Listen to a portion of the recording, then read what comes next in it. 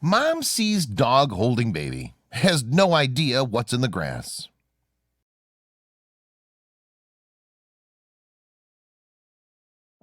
But before we start, please take a moment to give this video a like, subscribe to Happy World, and hit the bell so you'll never miss these great stories.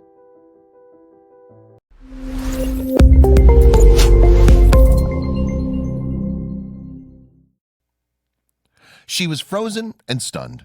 Despite having had the dog for only a few days, she was sure he had a gentle nature and wouldn't pose a threat to her family.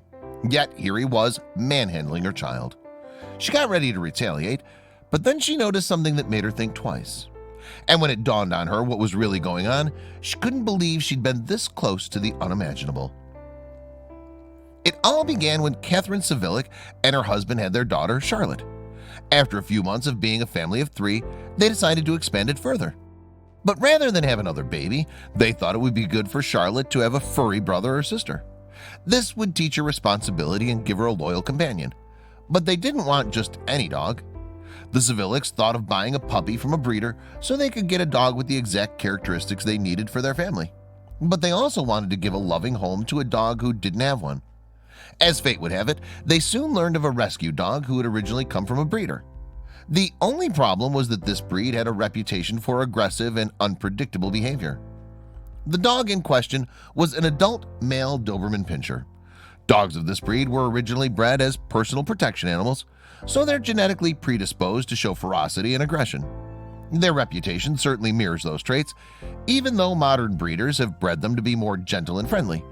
It certainly doesn't help that many Dobermans are used as guard dogs or police dogs, but there was something special about the dog that Catherine encountered. This Doberman had been bred by Carrie Kinder, owner of Doberenling Boarding Kennels in Atherton, Australia. She sold him to a customer, but later found out that he was being mistreated, so she rescued him. His condition was dire. He was starved and had broken ribs, which indicated he'd been beaten. It was so bad, in fact, that the vets pondered the possibility of putting him down. But then Catherine came into the picture.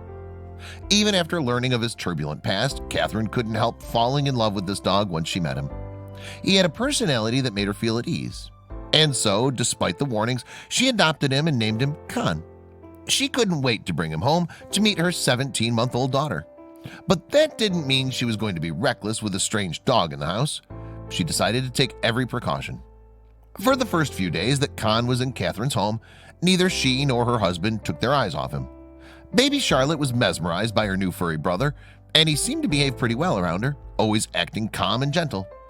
Catherine thought to herself that she'd made the right decision, although she remained careful when the dog and baby interacted. Then, one day, her whole perspective changed.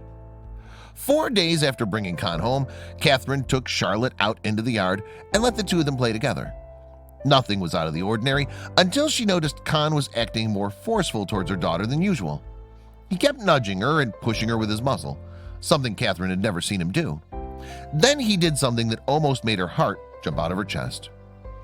Con grabbed Charlotte by her diaper and tossed her about 3 feet across the yard. Catherine couldn't believe what she was seeing, and for a moment she froze in place, not knowing what to do. She then ran to her daughter and picked her up in haste. She half expected Con to attack her as well, but instead the dog did something strange. He cried out and bolted back inside the house. And that's when Catherine saw it. Catherine saw a king brown snake slithering away through the grass. Then it all dawned on her. Con had spotted the serpent and tried to push Charlotte out of its way.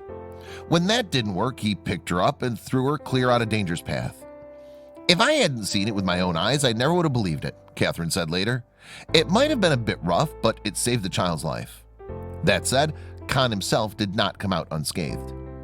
Catherine ran back inside the house and found Con on the floor, whimpering. She realized he must have been bitten in the process of protecting baby Charlotte. Knowing the dangers of Australian wildlife, Catherine was well aware it was a race against the clock now. Con needed to get to the vet and receive anti-venom fast. There was only one problem. Catherine was home alone with Charlotte and Con, a 90-pound dog. She still wasn't about to let him die after he saved her baby's life. With as much strength as she could muster, she picked up the injured dog and somehow got him in the front seat of her car. "If you ask me to carry his weight right now, I don't think I'd be able to," she said, realizing it must have been an adrenaline rush. Now it was on to the vet.